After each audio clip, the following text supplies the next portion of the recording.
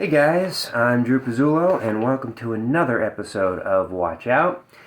This is February's episode in 2022, and this month, again, I'm not doing watches. I'm going to do something a little different. I'm going to analyze last night's halftime show for the Super Bowl.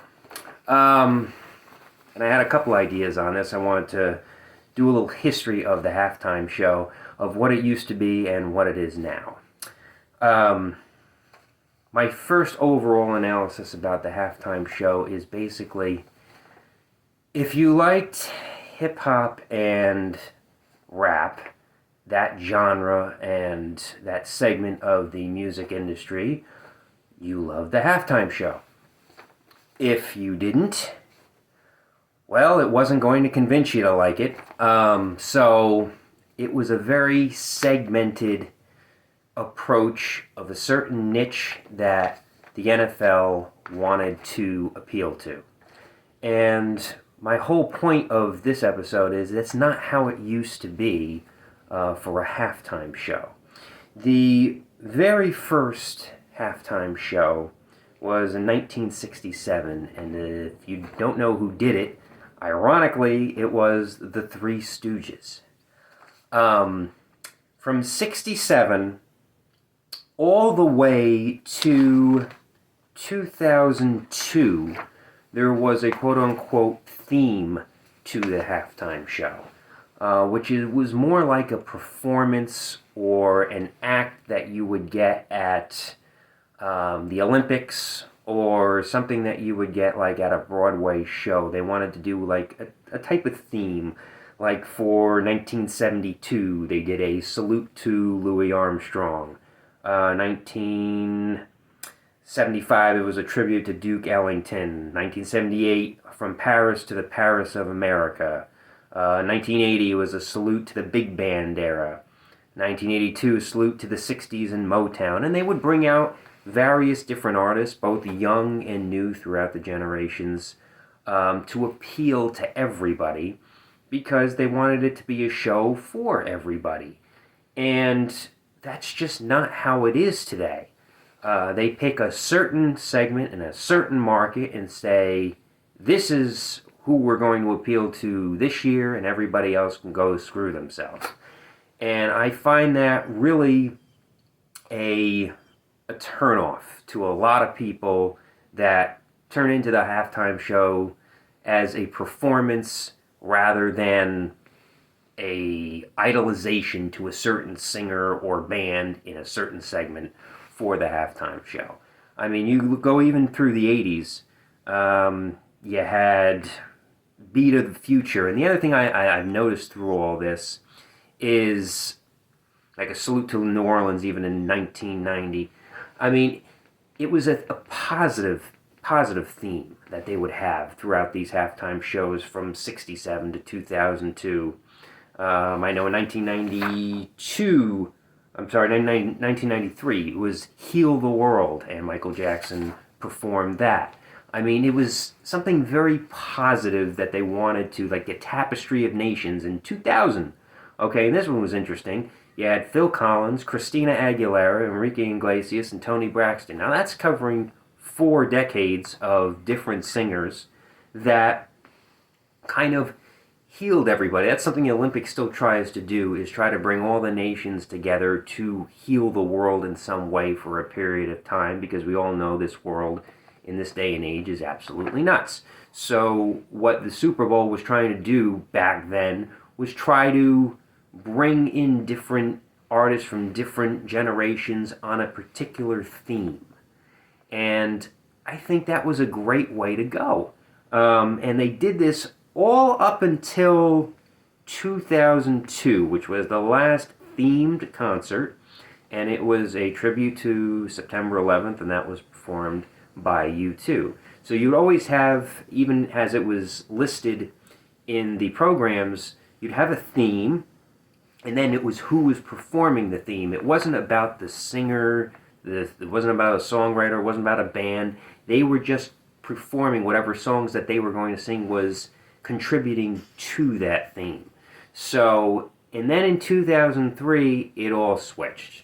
Somebody said, okay, we just want it to be about an act or a performance of a certain band or performer.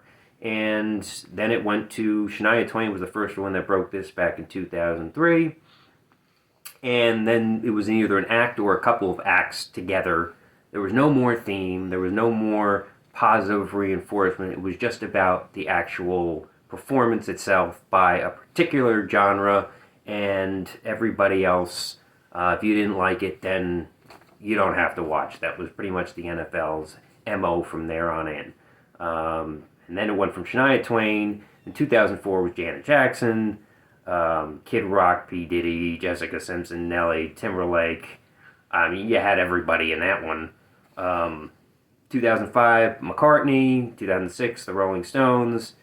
2007, Prince. 2008 was Tom Petty. 2009 was Bruce Springsteen. 2010, The Who. 2011 was the Black Eyed Peas. Then Madonna, Beyonce, Bruno Mars, Katy Perry, Coldplay, Lady Gaga, Maroon 5, Jennifer Lopez, and Shakira, The Weeknd, and then this mosh of people for the rap stars of 2022 for this past Super Bowl. So my overall thought was, if I were to do it, I would have done something a little different. I would have done a lot different.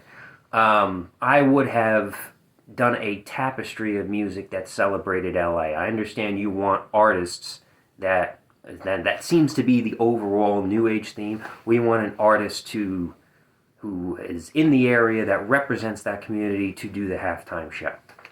Okay, so why couldn't you have done it throughout the decades? Artists that represented LA. LA is such a diverse area of all this different music that you could have started out with the most successful act from LA in California's history, which happens to be the Beach Boys. And you could have started it there, had them start the concert, and then woven that into somebody like Sheryl Crow or there was a lot of LA bands that came out in the 80s, maybe one of the rock bands of the 80s that was known for one of the hair bands. So you lead it into that, which then led into Dr. Dre and Snoop Dogg and all the rest of the acts that were there last night.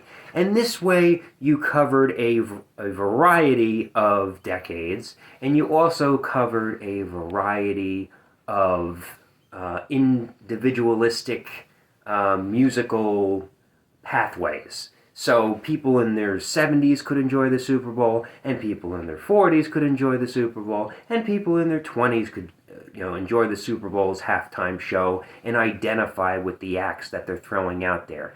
And that's what they tried to do back in the day, especially in the 80s when they were trying to get a little bit more creative with their theme, and they take a bunch of different acts from different time periods to support that theme. Well, now they've gotten rid of the theme, but it doesn't mean you have to get rid of the creativity for the halftime show. This way, everybody, there's a certain little something for everybody in the halftime show. Not just, this is who we want to appeal to this year, and everybody else can go take a leap. And that's basically what it is now.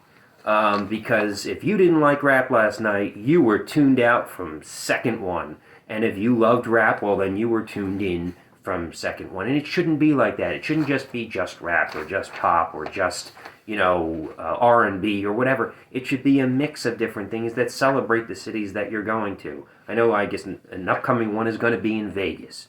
There is so many things that you can do in Vegas, and the history of Vegas and the history of music that's in Vegas. I would like to see them really get creative. Knowing the NFL, they probably won't. But I would love to see them do something, because, it all starts with Wayne Newton and, Elvis Presley. Maybe you do a tribute to Elvis and Wayne Newton, and you bring it into the 80s, and then you bring it into today of who's performing there today. There's so many things with Tom Jones, everything else that is as iconic about Vegas as a perfect example where you could weave a tapestry of different musical genres together that really could put on a show that would rival the Olympics, or that would rival Broadway, and people could really talk about it and say, wow, there was a little something for everybody. Because you don't get that theme in the halftime shows of a modern day Super Bowl, and it doesn't seem they want that theme. They just want to be politically correct, or they want to serve to a particular artist or image base that they're looking to, you know, be the vessel for in this day and age. That really is a shame, because it really takes away from what really could be memorable halftime shows in these cities that they're promoting them in. So anyway, thanks for joining me today. That was my little blurb on the halftime show's overall history, a theme, and suggestions for future, Super Bowl halftime shows that should be applied.